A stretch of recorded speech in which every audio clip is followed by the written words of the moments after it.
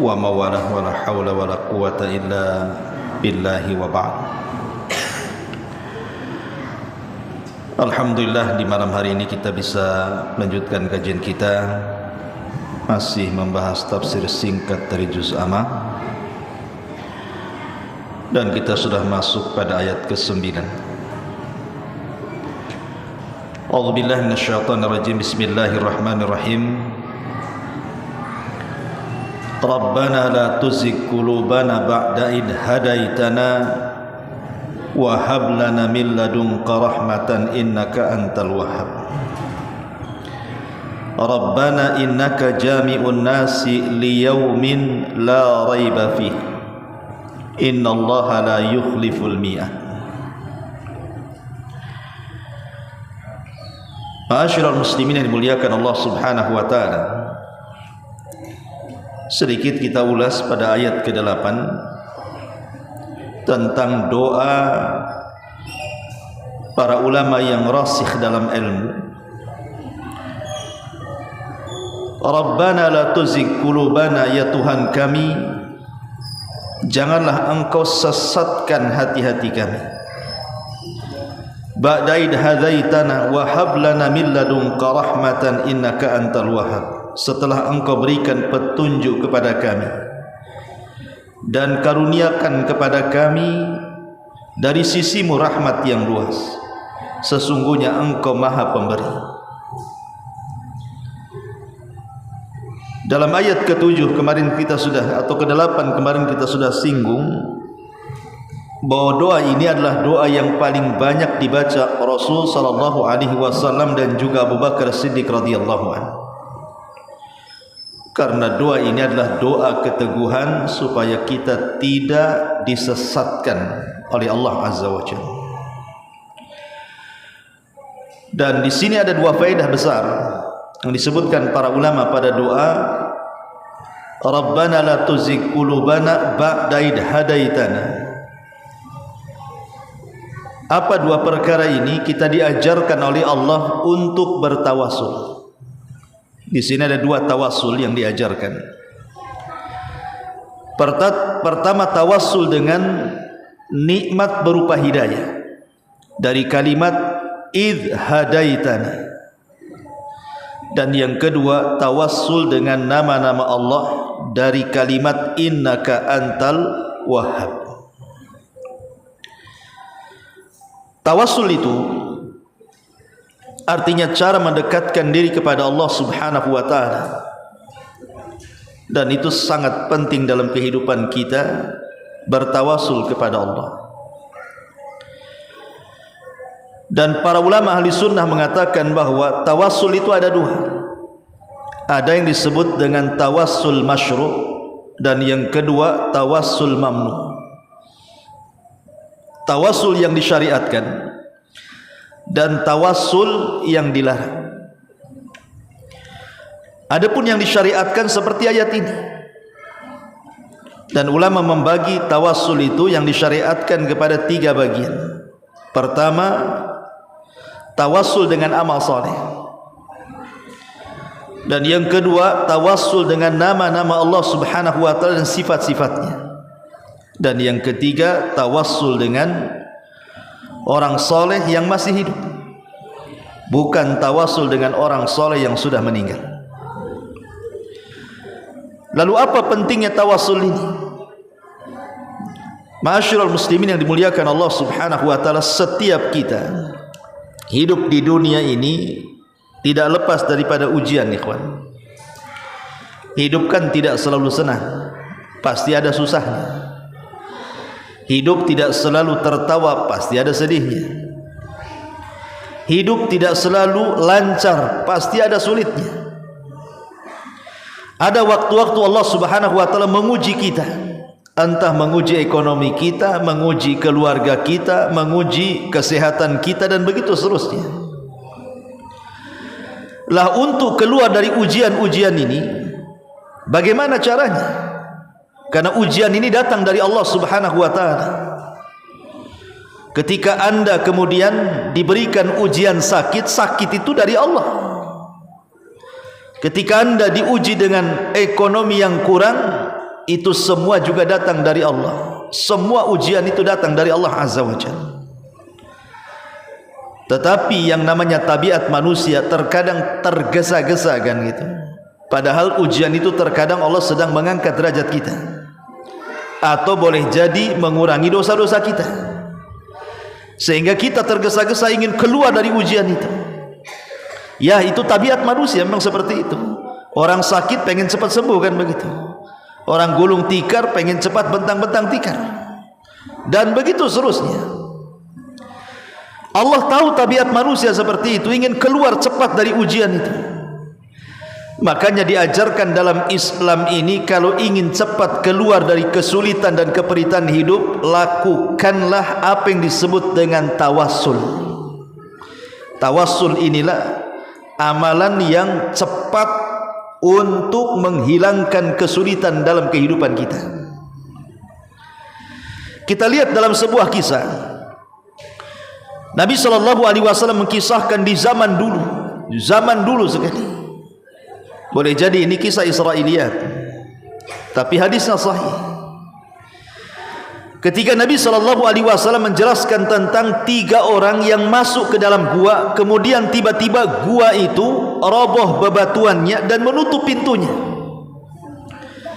sehingga 3 orang ini berusaha mendorong pintu gua itu, tapi batunya sangat besar, tidak bisa, bergeming pun tidak. Akhirnya mereka pasrah dan mereka sudah putus asa, pasti kami akan mati dalam gua ini, karena tidak ada jalan keluar. Maka berfikirlah salah seorang di antara mereka, kalau begitu kita harus bertawasul kepada Allah dengan amalan-amalan yang khusus yang tidak ada yang tahu kecuali mereka dengan Allah saja.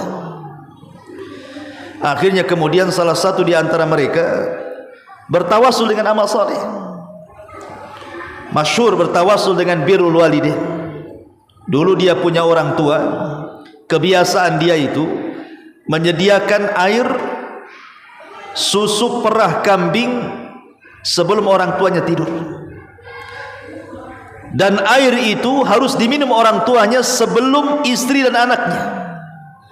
Dilakukan setiap hari seperti itu, sampai pada waktunya dia lupa, entah karena sebuah kesibukan, lupa dia memberi minum. Ketika dia lupa, dia ingat, dia bergegas langsung memerah air susu dari kambingnya, kemudian bergegas pulang ke rumah orang tuanya. Rupanya orang tuanya sudah tidur, sementara anak istrinya pun kelaparan. Tetapi dia tidak mau memberikan air susu itu kepada anak dan istrinya, karena itu jatah orang tuanya. Sebagai kafarahnya karena dia telat ngasih, dia pun berdiri, tidak meletakkan air itu di samping orang tuanya. Padahal kan bisa saja diletakkan saja di sampingnya, nanti kalau bangun kan dia tahu. Tapi dia tidak mau. Sebagai kafarah telatnya itu, dia berdiri menunggu orang tuanya bangun. Bayangkan dari Isya sampai subuh baru orang tuanya bangun. Kemudian dia berikan air susu itu kepada orang tuanya, dan dia mengatakan, "Ya Rabb, kalau amalan yang satu ini bernilai pahala di hadapanmu, maka aku serahkan amal ini untukmu, tapi tolong bukakan pintu gua itu." Akhirnya tiba-tiba bergeser pula pintu gua itu, tapi tidak bisa keluar. Kemudian yang satunya bertawasul juga dan mengatakan, "Ya Rabb, aku diberikan rizki banyak dulu, sehingga aku diberikan perkebunan," ada yang mengatakan peternakan, "pekerjaku banyak." Ada salah seorang pekerja itu ketika hendak digaji, tiba-tiba dia pergi. Kemudian gajinya aku simpan, kemudian aku belikan seekor kambing yang bunting. Kemudian tiba-tiba dengan berjalannya waktu, kambing itu melahirkan betina dan jantan. Kemudian besar, menikah, kemudian punya anak lagi. Akhirnya kambing yang aku rawat itu sampai 1 lembah. Entah berapa puluh tahun orang ini tiba-tiba datang meminta gajinya sekian puluh tahun yang silam. Maka dia mengatakan ketika datang itu, "Ya fulan, aku kembangkan gajimu menjadi kambing 1 lembah itu." ambillah satu lembah kambing itu punyamu katanya. Dia mengatakan, ya fulan, kamu hendak mengejekku, gajiku tidak sebanyak itu. Tetapi majikannya mengatakan, tidak, itu kambingmu semuanya, ambil, aku sedekahkan untuk. Maka dia mengatakan, ya Rabb, kalau menjaga amanah aku ini bagian daripada amal saleh, terimalah, tapi tolong geserkan pintu gua itu. Akhirnya bergeser pintu gua, tapi dah bisa keluar juga. Sampai yang ketiga ini bertawasul. Dia mengatakan, ya Rabb, dulu aku suka dengan seorang gadis dan dia anak dari pamanku. Aku melamarnya, dia menolakku. Aku meminangnya, dia pun menolakku. Sampai pada waktunya si gadis itu datang kepadaku butuh uang karena kesulitan ekonomi orang tuanya, dan orang tuanya jatuh sakit, ingin dibiayai dengan dana itu. Maka kesempatan aku pun berikan uang itu untuk dipinjamkan dengan syarat dia harus berzina denganku. Karena memang dia cinta dengan wanita itu. Dipinang tak mau. Nah, ini ada kesempatan nih, datang pinjam uang nih. Akhirnya kemudian aku pun meminjamkan uang sebanyak yang ia minta. Ketika kami sudah melepaskan aurat kami dan hanya tinggal berzina saja, tiba-tiba wanita ini mengatakan, ya fulan ittaqillah, wahai fulan, bertakwalah kau kepada Allah. Aku pun terperanjat dengan nasihat itu dan aku pun merasakan takut. Dan aku mengatakan, inni akhafullah, aku takut kepada Allah. Akhirnya aku katakan kepada wanita itu, ambil uang ini, pergilah kau dari sini. Dia berusaha untuk menjaga kehormatannya, dan dia mengatakan, ya Rabb, kalau memang dengan menjaga kehormatanku aku tidak berzina dengan wanita itu karena takut kepadamu, ini bagian daripada amal saleh, ku serahkan kepadamu, tapi tolong bukakan pintu gua ini. Akhirnya pintu gua betul-betul terbuka, 3 orang ini selamat. Di sini kata para ulama akidah mengatakan, lihat bagaimana dahsyatnya sebuah tawasul. Padahal mereka sudah putus asa itu, mati dalam gua itu. Tapi innallaha ala kulli syai'in qadir. Allah itu atas segala sesuatu mampu. Allah yang menetapkan kehidupan sebagaimana Allah yang menetapkan kematian. Allah yang menurunkan kesulitan sebagaimana juga Allah yang mengeluarkan manusia itu dari kesulitan. Maka bertawasul ini penting. Dari sini kata Nabi SAW, la tahkiranna minal ma'rufi syai'an. Jangan remehkan sekecil apapun kebaikan. Boleh jadi yang kecil itu bisa digunakan tawasul oleh kita. Jadi ketika antum sakit parah, tidak bisa keluar dari sakit ini, sudah berusaha rumah sakit sana, rumah sakit sini, dokter pun sudah angkat tangan, tidak mampu untuk mengobati antum. Cobalah ingat-ingat, ada enggak amal soleh yang antum pernah lakukan? Ingat-ingat tuh. Boleh jadi antum pernah sedekah, boleh jadi antum pernah qiyamul lail sendirian, tidak ada yang tahu kecuali antum dengan Allah. Boleh jadi antum pernah membuang sesuatu yang menyakiti manusia dan itu pahala bagi antum. Di saat itulah kita butuh dengan Allah. Katakan, ya Rabb, dulu malam-malam aku pernah qiyamul lail di masjid Nidaul Ilmi, enggak ada orang, enggak ada, hanya aku dengan engkau saja. Kalau memang malam itu sebuah amal solehku, ya Rabb, aku sedang sakit, tolong sembuhkan penyakitku. Nah, begitu maksudnya, ya. Lah dalam ayat ini Allah ajarkan tawasul. Rabbana la tuzigh qulubana, ya Tuhan kami, janganlah engkau sesatkan kami, ba'da idh hadaitana, setelah engkau berikan hidayah kepada kami. Di sini Allah ajarkan tawasul dengan cara apa? Mensyukuri nikmat hidayah. Nikmat hidayah sehingga kita bisa di atas sunnah, di atas Islam, di atas amal saleh, bisa beribadah. Tawasul dengan hidayah. Kemudian wahab lana min ladunka rahmatan innaka antal wahhab. Ini tawasul dengan cara lain. Innaka antal wahhab artinya tawasul dengan nama dan sifat-sifat Allah Subhanahu wa taala. Bertawasul dengan nama dan sifat bagi Allah Subhanahu wa taala. Kemudian Allah mengatakan, Rabbana la tuzin Rabbana innaka jami'un nasi liyaumi la raiba fi. Ya Rabb kami, engkaulah yang mengumpulkan manusia pada hari yang tidak ada keraguan padanya. Innallaha la yukhliful mi'ad. Sungguh Allah tidak mungkin menyelisih janjinya. Dua-dua ini dibacakan oleh orang-orang yang rasikh. Ada juga yang mengatakan bahwa doa ini umum, siapapun boleh berdoa dengan doa ini. Dan doa ini sangat dianjurkan sekali, karena ini sifat orang yang beriman.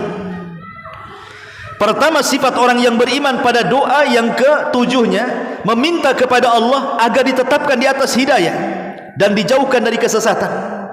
Kemudian doa yang kedua, yakin bahwa ketika mereka menetap di atas hidayah atau istiqamah di atas hidayah itu, bahwa Allah Subhanahu wa taala akan mengumpulkan mereka semua pada hari kiamat, dan Allah akan berikan balasan terbaik kepada mereka, dan mereka yakin bahwa balasan Allah tidak mungkin meleset. Manusia kalau berjanji, ikhwan, bisa saja janji itu tidak ditepati. Boleh jadi mungkin dia lupa dengan janji yang pernah dijanjikan kepada manusia sehingga tidak ditepati, atau dia lemah untuk memberikan janjinya, atau mungkin juga ingkar. Tetapi Allah Subhanahu wa taala kalau sudah membuat janji dengan manusia, innallaha la yukhliful mi'ad. Allah itu tidak mungkin menyelisih janjinya. Lah salah satu janji yang Allah berikan adalah Allah kelak akan mengumpulkan manusia di hari yang tidak ada diragukan padanya, dan orang-orang yang beriman akan diberikan janjinya. Seperti apa janji Allah kepada orang-orang yang beriman? Ma'asyiral muslimin yang dimuliakan Allah Subhanahu wa taala, di dunia saja, jangan dulu di akhirat. Allah Subhanahu wa taala sudah banyak memberikan janji kepada orang-orang yang beriman. Saya akan sebutkan penukilan di dalam Al-Qur'an tentang janji Allah kepada orang yang beriman di dunia. Allah Subhanahu wa taala menyebutkan dalam surah Al-Mu'minun ayat yang pertama, qad aflahal mu'minun. Sungguh beruntung orang-orang yang beriman. Di sini Allah janjikan di dunia keberuntungan bagi orang-orang yang beriman. Kemudian juga disebutkan dalam surah Al-Hajj ayat 54, wa innallaha lahadin lilladzina amanu ila sirati mustaqim. Sesungguhnya Allah sungguh akan memberikan petunjuk, mengarahkan kepada siapa? Orang-orang yang beriman ke jalan yang lurus. Ini janji Allah. Setiap yang beriman kepada Allah, Allah akan bimbing kehidupannya, tidak mungkin disesatkan. Kemudian juga Allah Subhanahu wa taala sebutkan di dalam surah Ar-Rum ayat 47, wa kana haqqan alaina nasrul mu'minin. Kewajiban kepada kami, kata Allah, menolong orang-orang yang beriman. Artinya Allah berjanji kepada setiap yang beriman, kehidupannya akan ditolong. Kemudian juga Allah Subhanahu wa taala berfirman di dalam surah Al-Hajj ayat 38, innallaha yudafi'u 'anil ladzina amanu innallaha la yuhibbu kulla khawanin kafur. Sesungguhnya Allah akan membela orang-orang yang beriman. Lihat janji Allah kepada orang yang beriman, Allah akan bela dalam kehidupannya. Bahkan Allah Subhanahu wa taala mengatakan, man 'amila salihan min dzakarin aw untha wa huwa mu'minun falanuhyiyannahu hayatan thayyibah walanaziyannahum ajrahum bi ahsani ma kanu ya'malun. Surah An-Nahl ayat 97. Barang siapa yang beramal saleh, baik dia laki-laki atau perempuan, dan dia beriman, kami akan berikan kehidupan yang baik untuk dia di dunia, dan kami akan balas pahala mereka di akhirat dengan sebaik-baik balasan terhadap apa yang mereka lakukan. Lihat di sini janji Allah kepada orang beriman, Allah akan berikan kehidupan yang layak di dunia dan pahala besar di akhirat.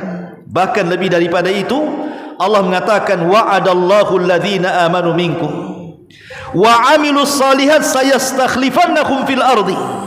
Allah janji kepada orang-orang yang beriman di antara kalian dan beramal saleh, Allah akan berikan kedudukan kalian di dunia. Dan banyak lagi dalam Al-Quran. Lihat, Allah akan menolong kita orang-orang yang beriman, Allah akan membela kita orang-orang yang beriman, Allah akan memberikan kehidupan yang layak bagi kita orang-orang yang beriman. Bahkan Allah berikan kepemimpinan. Pertanyaan pun muncul, Ustaz, rasanya saya sudah beriman, rasanya saya sudah beriman, katanya Allah akan menolong. Betul enggak orang Islam itu ditolong di dunia? Buktinya orang kafir menang secara ekonomi. Mana pertolongan itu? Ustaz katanya orang yang beriman itu diberikan kehidupan yang layak di dunia. Saya loh sudah usaha banting tulang, kaki di atas, kepala di bawah, keringat bercucuran, siang malam tetap saja susah, miskin, banyak utang lagi. Kan itu ya. Ustaz katanya orang yang beriman itu akan ditolong. Hari-hari saya disakiti orang, dizalimi orang, tak ada pun pertolongan datang.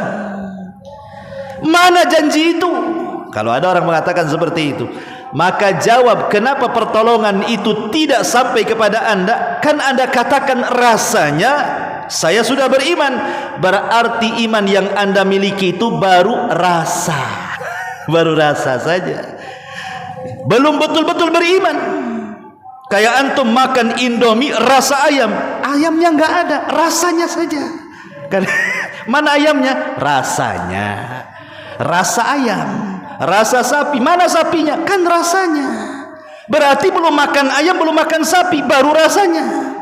Kalau beriman itu baru rasa, tidak mungkin pertolongan Allah itu sampai. Iman itu jangan dirasa-rasa, iman itu diamalkan, dibenarkan dalam hati, diucapkan lewat lisan, baru dipraktekkan dalam sebuah perbuatan. Itu disebut iman. Kalau baru rasa-rasa saja, rasanya saja, yang nggak akan sampai pertolongan itu. Tetapi ingat bahwa kalau orang betul-betul sudah beriman kepada Allah, di dunia saja Allah katakan, walau anna ahlal qura amanu wattaqau lafatahna alaihim barakatim minas sama'i wal ardh. Kalaulah penduduk negeri ini mau beriman dan bertakwa, jangan perorangan, satu negeri Allah akan timpakan berkahnya dari langit, dari bumi. Tapi karena mereka berdusta, Allah azablah mereka. Ini janji-janji Allah ya, di dunia itu luar biasa kepada orang-orang yang beriman. Belum janji Allah subhanahu wa ta'ala saat sakaratul maut, Allah berikan kesenangan kepada orang-orang yang beriman yang tidak diberikan kepada orang-orang kafir. Apa itu kesenangannya? Allah mudahkan saat kematiannya. Allah mudahkan saat kematiannya, ikhwan. Bahkan Nabi SAW pernah suatu ketika lewat seorang jenazah. Apa kata Nabi SAW? Al-mustarih wal mustarahu minhu. Jenazah ini bisa saja dia beristirahat dari kepenatan, atau orang lain beristirahat dari dia. Kata Nabi, jenazah ini cuma ada dua kemungkinan, dia beristirahat atau orang lain beristirahat dari dia. Adapun seorang mukmin, kata Rasulullah, maka dia mustarih min nasabid dunya wa adahu. Adapun kematian seorang mukmin berarti dia beristirahat dari kepenatan dunia dan dari hal-hal yang menyakiti selama di dunia. Orang yang beriman itu kalau mati betul-betul beristirahat. Persis seperti ucapan manusia, ayo kita antarkan jenazah ini ke tempat peristirahatan yang terakhir. Ini ucapan hanya layak diberikan kepada orang yang beriman.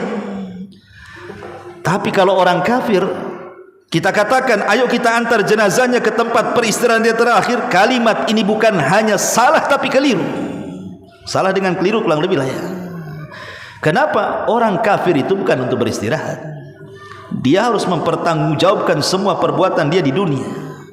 Karena dunia ini mazra'atul akhirah, dia tempat bercocok tanam kita untuk akhirat. Kalau kita menanam kebaikan, Anda akan tuai kebaikan. Kalau kita tanam keburukan, jangan harap menuai kebaikan. Tetapi kalau seorang mukmin betul-betul kalimat itu benar, karena Rasul yang mengatakan bahwa seorang mukmin itu ketika mati mustarih, dia tenang, dia betul-betul tenang. Semua kepenatan dunia sudah tidak ada lagi bagi dia. Semua hal-hal yang menyakiti dia, dari hasadnya orang, zalimnya orang, menyakitinya orang, cacian, makian, hinaan dan begitu seterusnya, sudah tidak ada lagi. Betul-betul dia istirahat. Makanya ada kata Nabi, nanti di akhir zaman ada orang yang lewat di kuburan, dia mengatakan, ya laitani akunu makana, duhai kiranya aku yang mati bukan dia, katanya. Kenapa? Karena ada orang yang mengakhiri hidupnya tidak tahan dengan kehidupan dunia. Ada orang yang bunuh diri gara-gara faktor ekonomi. Ada satu keluarga itu dia meracuni dirinya, anak-anaknya diracun, semua diracun. Kemudian nulis surat. Isi suratnya apa? Mudah-mudahan dengan kematian ini aku istirahat, katanya. Kan banyak orang seperti itu mengakhiri hidupnya karena tidak tahan dengan kehidupan dunia kan. Kalau seorang mukmin kita katakan ya, memang dia beristirahat. Tapi kalau orang fajir, orang fasik, orang kafir, orang munafik, ini bukan beristirahat. Anda sedang bunuh diri namanya. Anda kira setelah kehidupan, setelah kematian itu akan tenang? Tidak, justru hal yang berat akan menghadapi Anda. Tapi bagi seorang mukmin betul-betul diberhentikan oleh Allah dari kepenatan dunia dan azab yang Allah timpakan selama di dunia. Tetapi selain yang beriman, adapun hamba fajir, kata Rasul, hamba fajir itu bukan mustarih, tapi mustarih minhul ibad wal bilad. Semua hamba Allah tenang dengan kematiannya. Semua binatang-binatang tenang dengan kematiannya. Bahkan satu negeri tenang dengan kematiannya. Nah, ini yang bahaya nih. Alhamdulillah mati katanya. Coba kalau nggak mati ngerusak aja tuh orang tuh. Nah, ada orang kayak gitu ya. Dari dulu saya doakan kematian tuh, baris sekarang senangnya jiwa ini katanya. Amanlah dia. Betul-betul aman dengan kematiannya. Orang itu memang pantas mati gitu ya. Ada orang melaknat orang kayak gitu ya. Jadi ada orang kematian itu yang lain yang senang, bukan dia yang senang. Nah, ini yang bahaya nih. Kalau kita mati orang senang, ini itu bahaya itu. Karena itu kematian orang fajir itu. Tapi orang yang beriman, Allah berikan kematian yang indah. Itu saat kematian Allah utus malaikat-malaikat menyiapkan kapan dari sorga, minyak wangi dari sorga. Belum lagi di telinganya dikatakan jangan takut, jangan sedih, sorga sudah menantimu. Apa enggak enak tuh kematian seperti itu? Masuk dalam kuburan, apa kata Rasul? Maka akan dikatakan kepada orang ini, nim naumatal arus, tidurlah seperti pengantin baru. Sehingga walaupun jarak kiamat dengan dia 1000 tahun, seolah-olah kita tidur seperti pengantin baru. Antum lah tahu pengantin baru, kayaknya kok cepat kali subuh kan itu ya. Baru jam 8, udah jam 4 katanya. Nah, itulah pengantin baru. Kalau pengantin lama, lama kali malam ini. Besok mau kerja aku katanya. Itu pengantin lama tuh. Kalau pengantin baru kan kayak cepat, kalau bisa itu 1 minggu 1 malam kan itu ya. Kata Rasul, nim naumatal arus, tidur kau seperti pengantin baru. Tahu-tahu kiamat. Apa enggak enak coba? Sehingga tidurnya orang-orang yang beriman di kuburan itu tidak melalui proses zaman. Walaupun 1000 tahun baru dikiamatkan, seolah-olah baru tidur kemudian bangun. Nikmat apa lagi coba yang diberikan oleh Allah kepada orang-orang yang beriman dalam kuburan? Belum pula di padang mahsyar, belum saat memberikan hisab, belum lagi timbangan, belum titian, belum lagi di hadapan mereka sorga yang Rasul katakan, a'dadtu li ibadis salihin ma la ainun ra'at wa la udhunun sami'at wa la khatara ala qalbi basar. Nikmatnya tidak dilihat mata, tidak didengar telinga, terlintas pun tidak. Yang jelas bahwa Allah katakan, innallaha la yukhliful mi'ad. Allah tidak mungkin menyalahi janjinya. Pasti kita harus yakin janji Allah itu. Masalahnya karena tidak yakin itulah sehingga orang malas beribadah. Sering saya contohkan yang ringan saja. Contoh umpamanya Rasul mengatakan, barang siapa yang membaca qul huwallahu ahad, Allahus samad, lam yalid walam yulad walam yakul lahu kufuwan ahad, asyra marrat fi yaumin wa lailah, 10 kali di malam dan siang hari. Mungkin antum baca pagi 3 kali, siang 3 kali, sore 3 kali, malam 1 kali. 10 lah antum baca qul huwallahu itu. Apa balasannya? Bunyalahu qasrun fil jannah. Allah akan bangunkan 1 istana di sorga. Ini janji Allah. Allah janji sama kita. Kalau antum baca qul huwallahu 10 kali dalam sehari, Allah bangunkan 1 istana di sorga. Jelas janji Allah. Tetapi kadang-kadang orang tidak yakin dengan janji ini. Bukti tidak yakin, tidak ada yang mengamalkan hadis ini. Tapi kalau saya katakan, mau enggak 1 hari ini sampai malam nanti antum baca qul huwallah 5.000 kali, saya kasih kunci kau di Sukajadi sana. Satu rumah megah, saya kasih kuncinya. Ini kuncinya. Ini kunci mobilnya, ini kunci rumahnya, ini kunci berangkasnya. Tapi mulai dari pagi sampai pagi baca qul huwallah 5.000 kali. Kira-kira antum mau enggak? Enggak. Saya enggak yakin enggak mau. Pasti mau. Daripada besok masuk kantor, besok saya baca qul huwallahu 5.000 kali katanya. Ya, jelas tuh kuncinya. Perumahan Sukajadi. Ya, belum lagi mobilnya mobil Rubicon lagi. Mantap lagi kan begitu ya. Pasti mau. Kenapa? Karena terkadang ada orang itu tidak yakin dengan janji Allah. Sehingga yang jelas-jelas istana di sorga yang berlipat-lipat keindahannya dibandingkan rumah di Sukajadi pun gak yakin tuh. Karena tidak yakin coba. Tapi kalau yakin ikhwatu fiddin, setiap hari antum baca 10 kali qul huwallah dapat satu istana. Besok qul huwallah lagi, istana lagi. 30 hari selama Ramadan antum baca qul huwallah, 30 istana. Orang di dunia saja punya kos-kosan 10 pintu dah bangga tuh. Udah enggak kerja antum. 10 pintu loh, enggak perlu kerja antum, makan minum saja tuh. Ini loh 30 istana di sorga, tak ada kebanggaan, bahkan tidak mau juga meraihnya.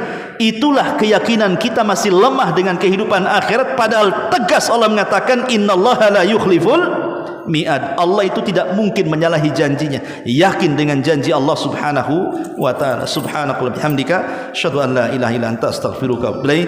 Allahu ta'ala. Assalamualaikum warahmatullahi wabarakatuh.